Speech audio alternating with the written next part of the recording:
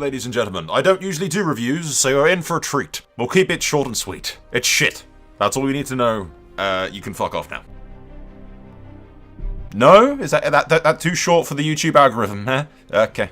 Suffer with me, I suppose, as we watch the burning dumpster fire that is this fucking TV show. $10 million an episode, by the way, if I'm not mistaken. Just keep that in mind as we watch this. 10 fucking million... I need a drink. I can't do this sober. I'll be right fucking back. I swear to fuck, it's just like Game of Thrones all over again. You got fucking D&D, bugger up the goddamn fucking writing, and then you got Lord of the Rings fucking bullshit going on as well. Okay, I am back. Where the fuck were we? Oh yeah, dumpster fire, right. We begin our adventure on the planet Arrakis. You can see spice in the air. Wait, no, that's Dune. Fuck it, it's Arrakis. It's got sand and they're there for drugs. It's fucking Arrakis. The rebellion is busy playing poker and listening to the news, brought to you by that one dude that plays a villain in literally every role that he's ever played. And then we promptly skip ahead to the daughter of the leader of the rebellion, looking for drugs. I'm not making this shit up, that's what she's doing. It's yeah. Drugs are bad, okay? Don't do drugs, kids. Everyone knows, and your teachers will tell you, children, that spice is a gateway drug to being obliterated by the Covenant War Machine. I will give the show credit where it's due, and it's not due in many places, but the first 15 minutes or so is actually pretty good. The action's on point. It's fucking brutal. On a sadder note, once all of this action stops, we start to realize that the writing and the characters are all shit. There you go, I just summed up the entire show for you, and we should just end the review fucking here. No? Do I have to keep going? Okay, fuck's sake. And the elites arrive in a scene which just reminds me of the opening of every Halo Infinite multiplayer game. Power Rangers! But still, the action's pretty fucking cool, so I can't complain too much. That's a lie, I can complain, and I will. I fucking will. Hold on to your butts. I mean, for God's sake, this scene is just literally out of Rogue One from Star Wars, which is not the first time I noticed that something is just basically Star Wars either, but we'll get to that later. I'll get what I consider to be probably the pettiest complaint out of the way. Every now and again it cuts to first-person view and you see Chief's HUD, which is admittedly pretty cool. A nice homage to the video games, even if they, for some reason, said that they don't care about the video games. The thing is, it's inconsistent. Chief loses his grenades throughout the episode, but never actually uses any grenades. And in another scene, we see a battle rifle equipped, but he's using a DMR, if I'm not mistaken. I know, I said it's petty, but it's fucking wrong.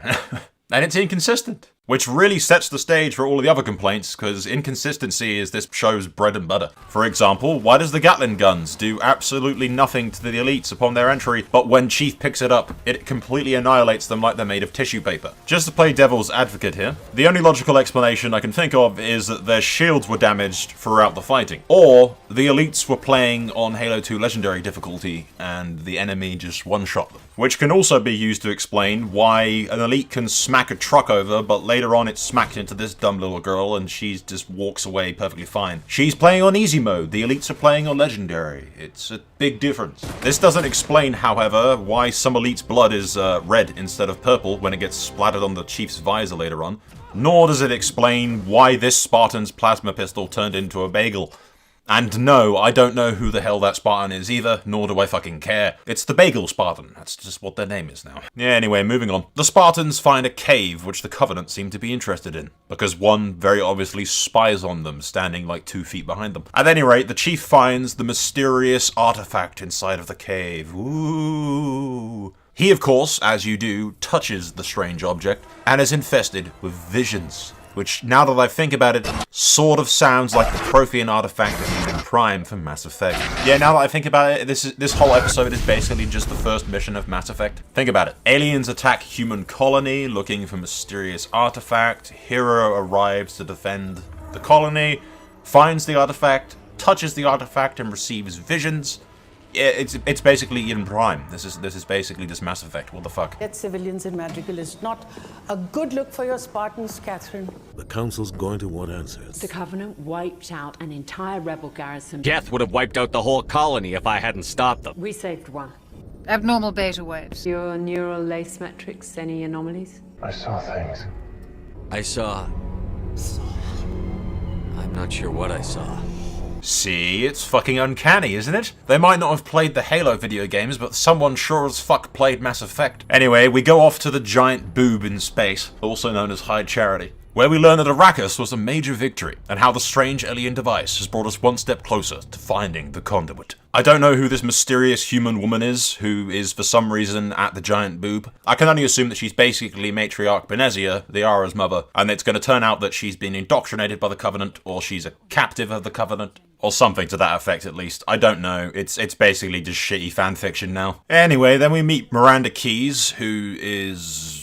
I'm not going to comment on this, because I'm too white, and I worry that a lynch mob will show up at my house and kill me. We can put this down to it basically just not being Halo. It's just some generic fantasy bullshit with the Halo logo slapped onto it. It's bad, very expensive fanfiction. But I digress. What was her name?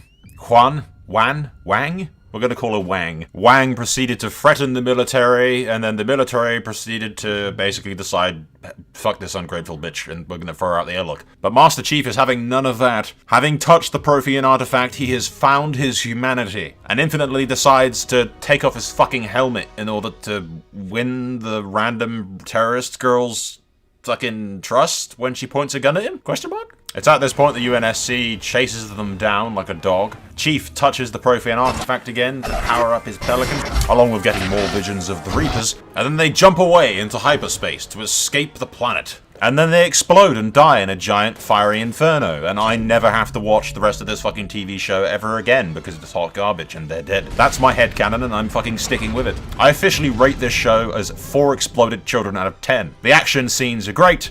Everything else is fucking hot garbage. That's all for now, and all forever, because I'm never watching the rest of this crap.